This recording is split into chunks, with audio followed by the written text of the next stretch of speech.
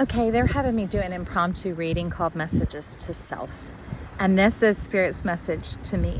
So it might help somebody hearing what is said to the reader. Okay, so, or if you just want to eavesdrop in on somebody's life and be like, what they saying to Jar, what she got going on in her life. It's like when they have those interviews up close and personal, because we actually are, because I'm trying to block the wind from the microphone. But anyways, I said no more keeping your head above water. The plasma state is shifting into more of this creative energy from the fourth state of matter into the fifth. And it says it's moving more from the watery viscosity and the fluidity of the floating and the moving about with that lower realm and maybe like jellyfishing or floating on a raft into more of the air aspect of the plasma. Because to me, when you look at Aquarius, some people call plasma the age of Aquarius.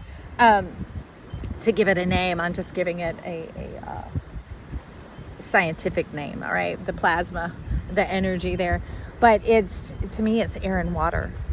It's imagine that if you could go swimming in the water and you get in, you feel all the movement and the sensations of the water, and you feel the wetness breezing on your skin like soap. But when you come up and out, you're dry, your hair's all back where you were, you could have your suit on, whatever. So you could go to work, they could have a plunge pool where people just go and float and get their stress off, kick and swim and move around. And you jump up and out and you're completely dry, ready to go. All right, there's been quite a bit of that. But apparently something is happening right now while, if you're showing up calendarically, if not, this is your application into your life anyway, elsewhere. But with it being in the retrograde temporarily, the Pluto is coming back around. So it's making the turn in the corner right about now, and it's coming into a different play because it's the two qualities of the energy. It's like a train track. They need both rails, or your car needs both rails, or we have our shoulder poles and our hip poles. We want those things to be secure, not tied, not attached, not bound, not tethered that way, secure. And the fact that there is this locomotion, there is this moving about, there is this, not a big fan of the energy word, but integration. It's this synergy, all things coming together. But anyways, getting you and launching you into flight. Like running to take off of a cliff. Do not do that. We're talking energetically, friends. And you take a running start and you just leap and you feel the experience and the heart begins to soar, because since you do it in your imagination and you're free falling out into nothing, you're like, ooh, I love this.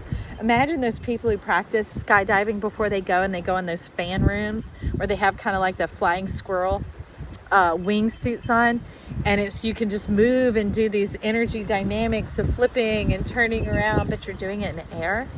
So it's opening up this new sense of wonder in your mind. Awe and wonder, 0303, whoever's wondering there is the curious one. Your nose knows. So it's like, follow your curiosity and get into this playful energy, because playfulness isn't just leaving work behind. It's having this nature of wondering and not wandering, like, oh, wow, oh, yeah, You know, kids think forward from their central mind, from like brainstem, medulla oblongata has been showing up here. It's like it wants to experience these different movements around to recalibrate where you're at, so things don't get so steady that they're stagnant and old.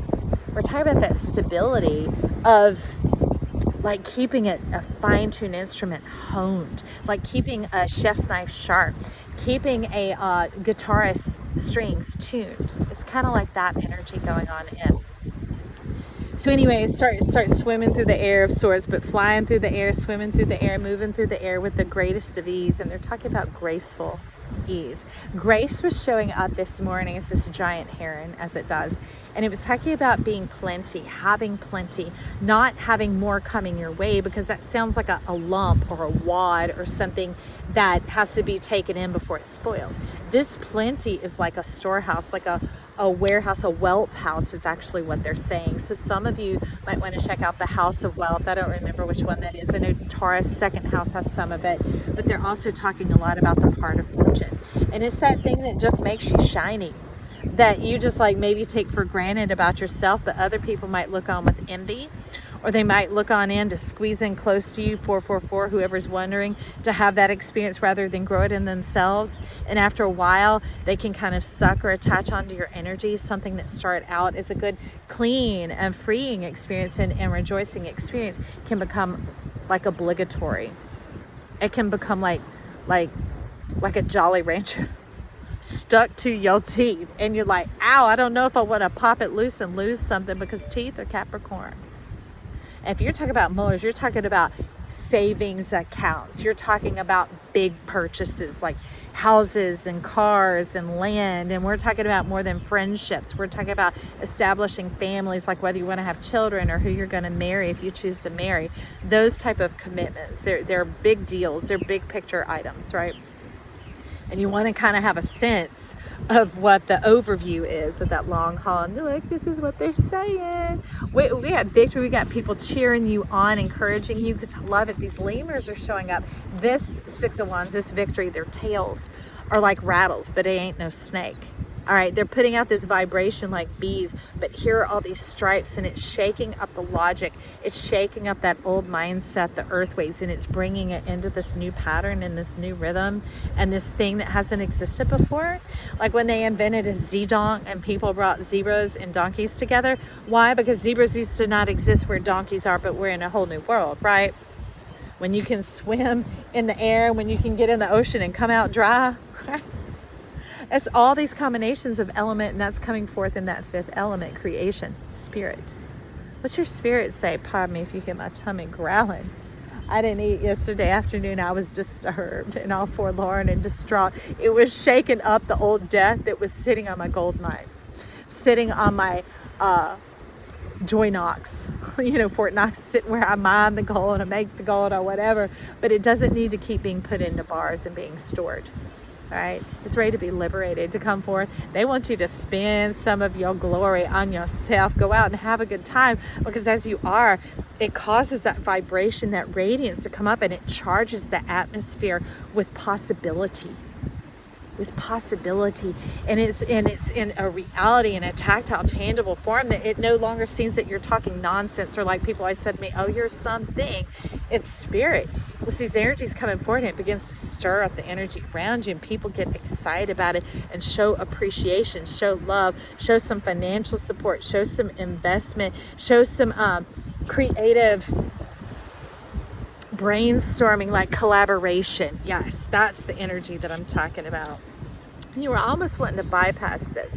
Like I would say there's a little bit of being able to take a break, take a rest, because more than just Two of Wands, it's only showing up this one pole, that it's had to be a bit of too much of dreaming or too much of working. And it says just a little bit of rest will bring that into balance, that you don't have to protect your storehouse, protect your investment, meaning it was stored up for a time such as this, because it had to be protected in order to survive. We're in this new environment of the spirit where it is safe to invest, to plant those seeds, to bring them out, because there's a natural protection going on here. And you're like, close that storybook, let these two talk to each other, let this appreciation begin to bring that healing too. And it's not like no more selling people, it's carrying the full energy of a room, carrying the full energy of a space, allowing people to respond, or people coming forth to respond, to connect, to collaborate, to energize with you, creates that synergy. And you like, that is right.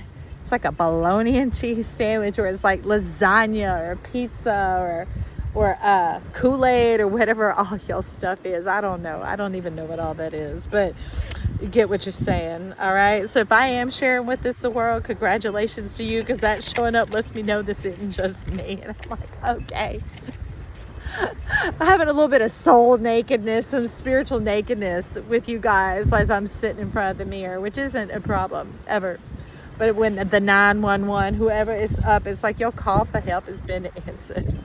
And you're like, yeah, this is almost like being poisoned. You're like, I was shot with one of those darts. They put me to sleep so they could, take my claws or measure me or whatever else and come on in. And that's when you lost a pinnacle. You lost your door. You lost that natural wall of protection, that knowingness. that you are loved, that you're adored, that you're favored, that you're appreciated. We are all designed to have that. That is a security, a community, a family vibe. We're all one world. It does away with, well, as a massage therapist, our first and only tenet is do no harm. And if you live from there, the world is a beautiful place. It has a place with grace where we learn and adjust as we grow and as we go, along with others and with ourselves. And there are these eagle eyes and owl eyes staring at me. Take flight. Take flight. Oh, it's eagle. And it's called chariot. And it's the warbird. No longer just having to go on that serious path of intention, but they're wanting you to free your mind and the rest will follow. Open up the encyclopedias of joy, the tomes, no longer the tombs, the tomes. All the vast knowledge of experience that just shows up in who you are, not through the word. That's what it's talking about, not selling. It's not through the mouth, it's through your presence. I love it. Thank you for the reading. Thank you for the applause. Thank you for the celebration. Whoever's out there, take this and apply it to yourself. Let it be speaking to you as always, like the rest of these do at this channel. So I guess you can comment or compliment down below. Maybe give me a little clap like, okay, Joy, thank you for being vulnerable. Glad you showed up today. We love you. And you know what, friend? I love you too. I'm so glad you were here. All right. Talk to you later. Bye.